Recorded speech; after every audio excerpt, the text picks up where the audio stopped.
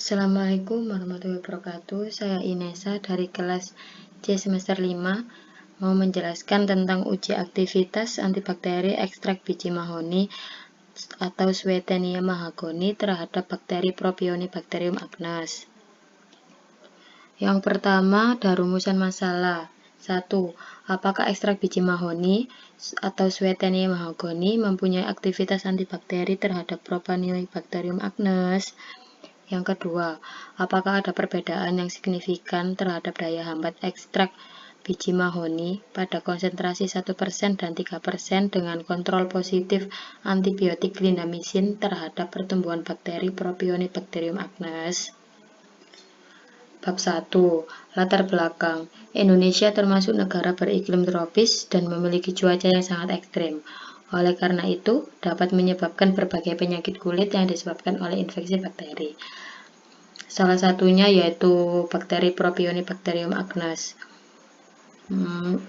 Ini bakteri yang dapat menginfeksi kulit. Tanda-tandanya muncul beruntus atau jerawat pada kulit. Bakteri ini merupakan salah satu bakteri gram positif berbentuk batang dan bersifat anaerob.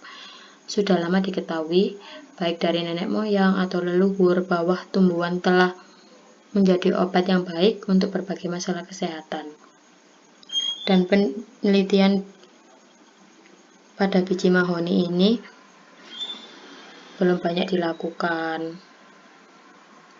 Tujuan dari penelitian tersebut adalah untuk mengetahui aktivitas antibakteri dari ekstrak biji mahoni, apakah mempunyai aktivitas terhadap bakteri Propionibacterium agnes. Yang kedua, untuk mengetahui perbedaan signifikan daya hambat ekstrak biji mahoni dengan konsentrasi 1% dan 3% dengan kontrol positif antibiotik clindamycin. Manfaat penelitian ada 3, yaitu bagi peneliti, bagi masyarakat, dan bagi akademik. Bab 2. Tinjauan pustaka.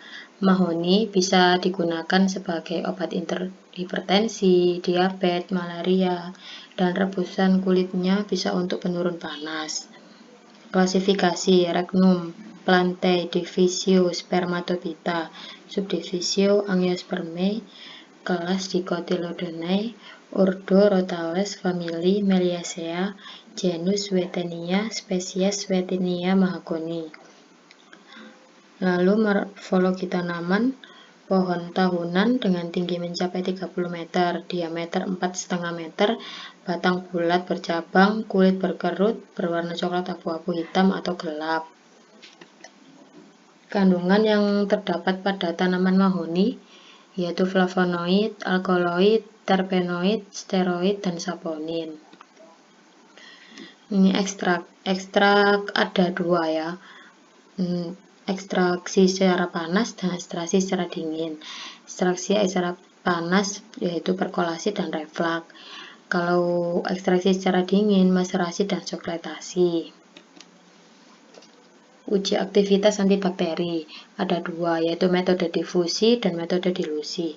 Metode difusi, penentuan aktivitas didasarkan pada kemampuan difusi dari zat antimikroba dalam lempeng. Metode dilusi mencampurkan zat antibakteri dan media agar lalu dinokulasikan dengan bakteri uji. Ya, ini kerangka konseptualnya. Hipotesis. Yang pertama, ekstrak biji mahoni tidak mempunyai aktivitas bakteri terhadap pertumbuhan oleh bakteri Propionibacterium agnes. Yang kedua, ekstrak biji mahoni tidak mempunyai perbedaan yang signifikan dalam menghambat pertumbuhan bakteri Propionibacterium agnes menggunakan konsentrasi 1% dan 3% dengan kontrol positif clindamycin dan kontrol negatif Aquades. Ekstrak biji mahoni mempunyai aktivitas antibakteri terhadap pertumbuhan oleh bakteri Propionibacterium agnes.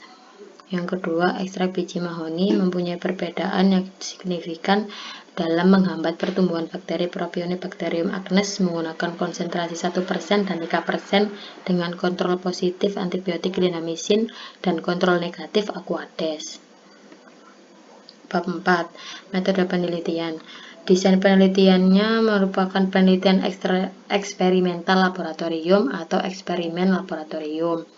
Metodenya menggunakan metode kertas cakram atau paper dish. Tempat dan waktu penelitian itu dilakukan di Laboratorium Mikrobiologi Akademi Farmasi Mitra Sehat Mandiri Sidoarjo.